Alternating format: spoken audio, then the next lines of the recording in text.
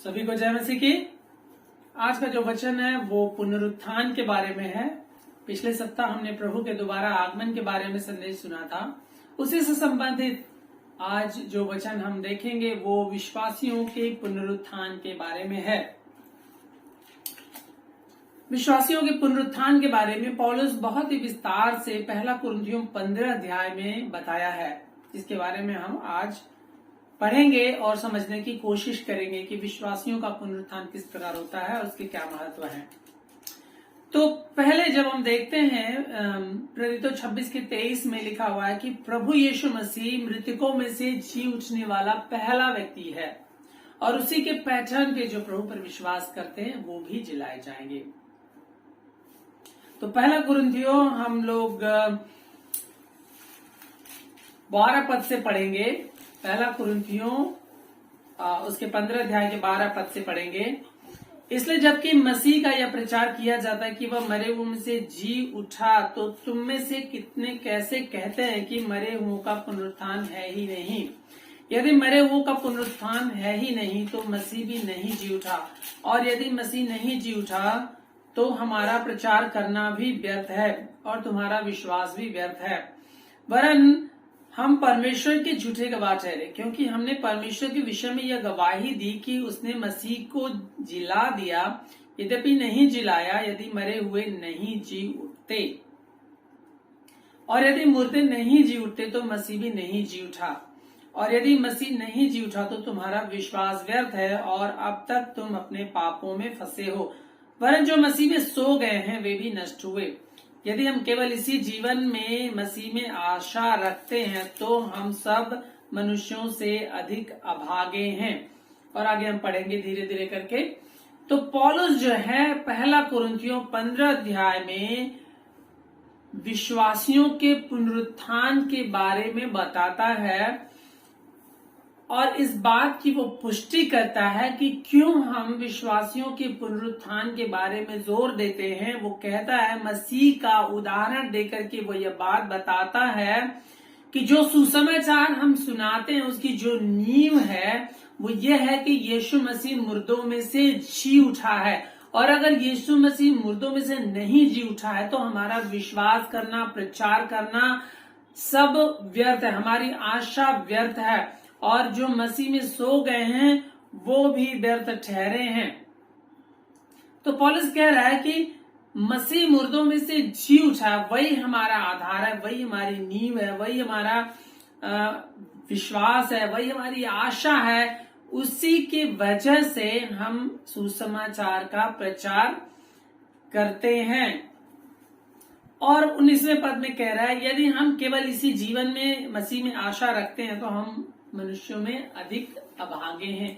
और हम देखते हैं कि बहुत सारे विश्वासी जो अपने आप को विश्वासी कहते हैं, बहुत सारे लोग कलीसिया में जो आते हैं, बहुत सारे लोग इसी जीवन में प्रभु से आशा रखते हैं। उसका अर्थ यह है कि वो इसी जीवन में आशीषें पाना चाहते हैं, इसी जीवन में वो प्रॉस्पर होना चाहते हैं, इसी जीवन में वो आगे बढ़ना चाहते हैं, इसी जीवन में वो स्वस्थ रहना चाहते हैं, इसी जीवन में वो प्रभु से अपनी प्रार्थनाओं के सारे उत्तर चाहते हैं।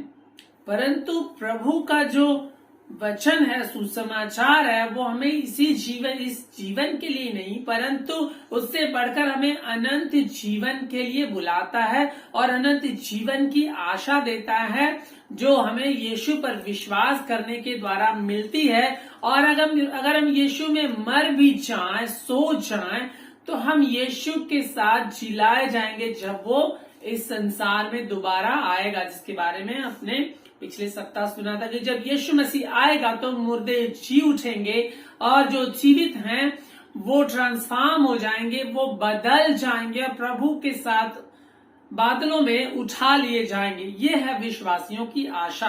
तो हमें इस जीवन से बढ़ करके उस आने वाले जीवन के लिए आशा रखनी चाहिए। और आगे क्या कहता, परंतु सचमुच मसीह मुर्दों में से जी उठा है और जो सो गए हैं उनमें वह पहला फल हुआ है। तो एक पैटर्न भी दिखा रहा है कि चूंकि यीशु मसीह मुर्दों में से जी उठा तो जो उस पर विश्वास करते हैं वो भी मुर्दों में से जी उठेंगे। क्योंकि जब मनुष्य के द्वारा मृत्यु आई तो मनुष्य ही के द्वारा मरे हुओं का पुनरुत्थान भी आया। अभी बात को बताता है कि किस प्रकार आदम के द्वारा मृत्यु आई, आदम के पाप के द्वारा मृत्यु, और मृत्यु सब मनुष्य में फैल गई, परंतु यीशु मसीह के द्वारा हम उद्धार पाते, जीवन पाते हैं, और पुनरुत्थान भी हमारा यीशु मसीह के द्वारा ही होगा। और जैसे आदम में सब मरते हैं वैसे ही मसीह में सब जिलाए जाएंगे। आदम में सब मरते हैं परंतु यीशु मसीह में सब जिलाए जाएंगे। जो यीशु पर विश्वास करते हैं वो अनंत जीवन के लिए, और जो यीशु पर विश्वास नहीं करते हैं वो दंड के लिए, न्याय के लिए जिलाए जाएंगे। जो कि हम यूहन्ना रचित सुसमाचार 5 अध्याय के 28-29 में पढ़ते हैं और पाते हैं। परंतु हर एक अपनी अपनी बारी से पहला फल मसीह, फिर मसीह के आने पर उसके लोग, इसके बाद अंत होगा। उस समय वह हमारी प्रधानता और सारा अधिकार और सामर्थ का अंत करके राज्य को परमेश्वर पिता के हाथ सौंप देगा, क्योंकि जब तक वह अपने बैरियों को अपने पांव तले न ले आए तब तक उसका राज्य करना अवश्य है। सबसे अंतिम बैरी जो नष्ट किया जाएगा वह मृत्यु है। सबसे अंतिम बैरी, मनुष्य का बैरी कौन है? हम सोचते हैं कि हम इस संसार में, क्योंकि अभी पौलुस इस बात के बारे में कह रहे थे, हम केवल इसी जीवन में मसीह से आशा रखते हैं तो हम सारे मनुष्यों में अभागे हैं। और आगे कह रहा है कि सबसे अंतिम बैरी जो है वो नष्ट किया जाएगा, वो मृत्यु है। तो अधिकांशतः लोग, हम सभी इस स्वभाव के हैं कि हम इस संसार में आशीषित होना चाहते हैं, इस संसार में हम स्वस्थ रहना चाहते हैं, इस संसार में हमें सारी आशीषें हम ढूंढते हैं, संसार की चीजों को ढूंढते हैं और सुख सुविधाओं को ढूंढते हैं और उसमें खुश रहना चाहते हैं, प्रसन्न रहना चाहते हैं, एंजॉय करना चाहते हैं, आनंदित रहना चाहते हैं इस जीवन में। और जब दुख आता है, परेशानियां आती हैं, तो वो हमें इस संसार में, इस शरीर में, इस जीवन में हमें मिलती भी। और बहुत सारे लोग जो हैं संघर्ष भी करते हैं और उस संघर्ष को देखते हुए, उस दुख को देखते हुए निराश होते हैं, हताश होते हैं कि क्यों मुझे ये पीड़ा है, क्यों मुझे ये दुख है, क्यों मुझे तकलीफ है, और उस तकलीफों को देख के हताश हो जाते हैं। परंतु प्रभु यीशु मसीह का वचन कहता है कि सबसे जो अंतिम बैरी जो है, मृत्यु है, वो नष्ट की जाएगी। और पाप के द्वारा मृत्यु आया, हमने पढ़ा यहाँ पे 21वें पद में कि पाप के द्वारा, एक मनुष्य के द्वारा मृत्यु आई, लेकिन यीशु मसीह के द्वारा जीवन और पुनरुत्थान है। यीशु ने कहा, मार्ग, सच्चाई और जीवन मैं हूं, पुनरुत्थान मैं ही हूं, जीवन और पुनरुत्थान मैं ही हूं। जो यीशु पर विश्वास करते हैं, प्रभु यीशु मसीह उनको जिलाएगा और मृत्यु उन पर प्रभुता नहीं कर पाएगी, क्योंकि वो मुर्दों में से जी उठेंगे। इस संसार में भी क्लेश हो सकता है, कष्ट हो सकता है, दुख हो सकता है, बीमारियां हो सकती हैं और अंततः हम मर जाएंगे शारीरिक रूप से, परंतु आत्मिक रूप से हम जिलाए जाएंगे और यीशु के साथ हम स्वर्ग में निवास करेंगे। और आगे हम पढ़ते हैं 35वें पद में, अब कोई यह कहेगा कि मुर्दे किस रीत से जी उठते हैं और कैसी देह के साथ आते हैं। कई बार हमें यह भी संदेह होगा या शायद हमें मालूम नहीं होगा कि हमें किस प्रकार का शरीर मिलेगा।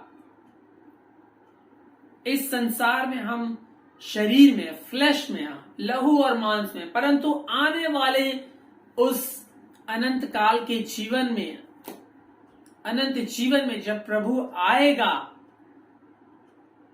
तो हमारे पास किस प्रकार की देह होगी। तो एक उदाहरण देकर के पौलुस इस बात की पुष्टि कर रहा है, जो कुछ तू बोता है तब तक वह, जब तक वह ना मरे, चिलाया नहीं जाता, और जो तू बोता है वह देह नहीं जो उत्पन्न होने वाली है, परंतु निरादाना है, चाहे गेहूं का चाहे किसी और अनाज का, परंतु परमेश्वर अपनी इच्छा के अनुसार उसको देह देता है और हर एक बीज को उसकी विशेष देह है।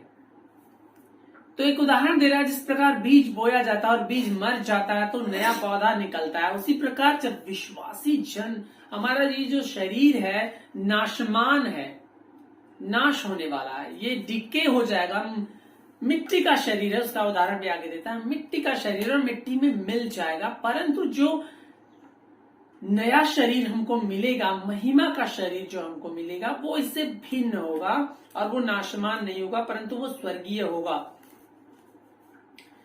तो आगे कह रहा है 40वें पद में, स्वर्गीय देह हैं, प्लूरल में बोला, स्वर्गीय देह हैं और पार्थिव देह भी हैं, परंतु स्वर्गीय देहों का तेज और है और पार्थिव का और।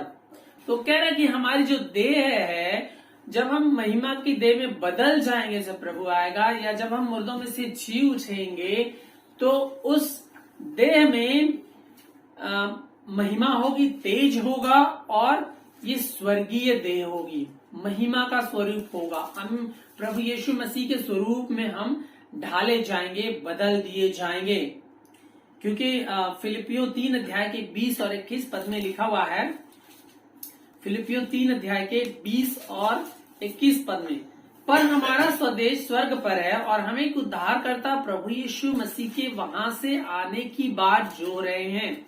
वह अपनी शक्ति के उस प्रभाव के अनुसार जिसके द्वारा वह सब वस्तुओं को अपने वश में कर सकता है, हमारी दीनहीन देह का रूप बदलकर अपनी महिमा की देह के अनुकूल बना देगा।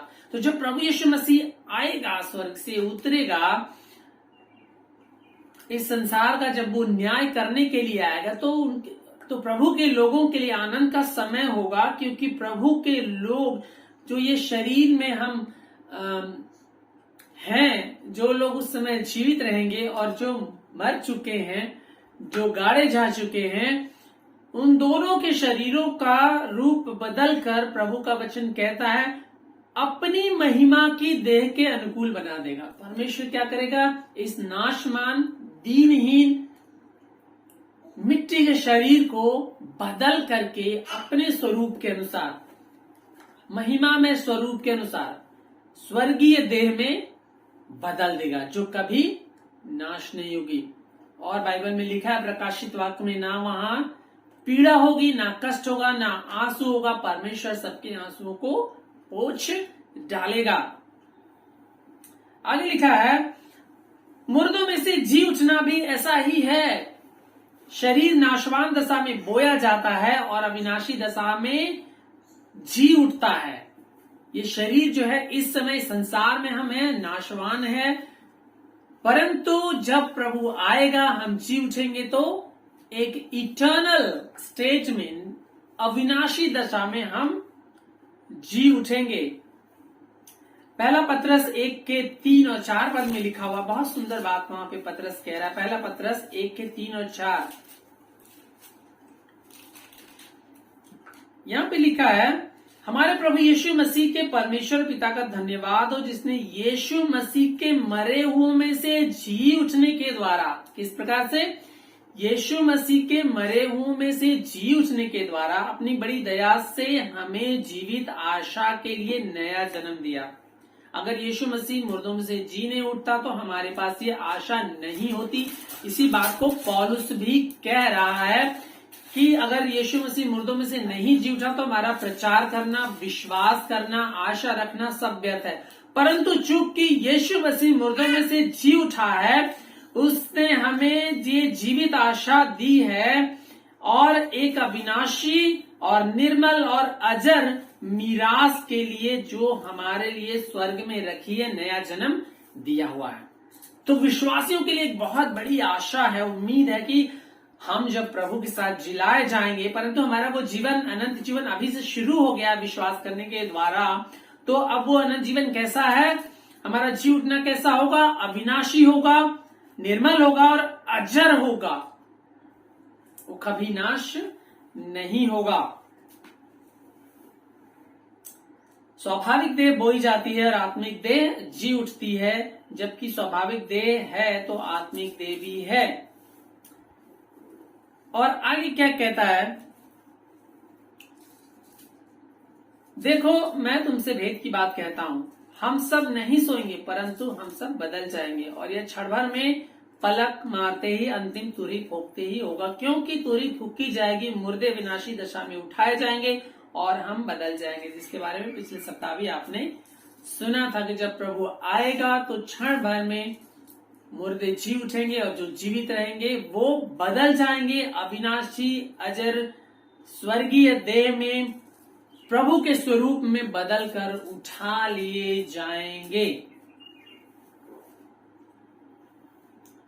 दूसरा कुरिन्थियों 3 अध्याय के 18 पद में लिखा हुआ है। दूसरा कुरिन्थियों 3 अध्याय के 18 पद में, परंतु जब हम सबके उघाड़े चेहरे से प्रभु का प्रताप इस प्रकार प्रकट होता है जिस प्रकार दर्पण में, तो प्रभु के द्वारा जो आत्मा है हम उसी तेजस्वी रूप में अंश अंश करके बदलते जाते हैं। यहाँ तो हम प्रभु के रूप में, तेजस्वी रूप में बदलते ही जा रहे हैं, परंतु जब प्रभु आएगा तो हम पूरी तरह से उसके तेजस्वी रूप में, उसके स्वरूप में, उस अविनाशी स्वरूप में, उस स्वर्गीय स्वरूप में, उस महिमा की देह में हम बदल जाएंगे। ये विश्वासियों के लिए एक बड़ी आशा। एक बहुत सुंदर वचन रोमियो में पौलुस कहता है, रोमियो के 8 अध्याय में, और इस कार्य को परमेश्वर ने बहुत पहले शुरू किया था। अनंत काल से इस कार्य को प्रभु ने शुरू किया था और जिसको प्रभु के दोबारा आगमन पर वो संपूर्ण करेगा।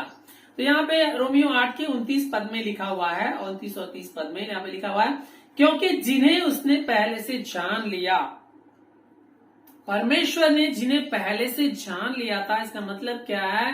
प्रभु ने सृष्टि के आरंभ से पहले जिनको जान लिया था, जिनके बारे में सोचा था, जिनको नियुक्त किया था, उन्हें पहले से ठहराया भी है कि उसके पुत्र के स्वरूप में हो, कि अनंत काल से पहले, सृष्टि से पहले, अनंत काल में, अनंत काल के पूर्व में परमेश्वर ने अपने लोगों को इस प्रकार जाना कि उन्हें पहले से ठहराया कि मैं आप पर विश्वास करने वाले लोग यीशु मसीह के स्वरूप में होंगे, ताकि वह बहुत भाइयों में पहलौठा ठहरे।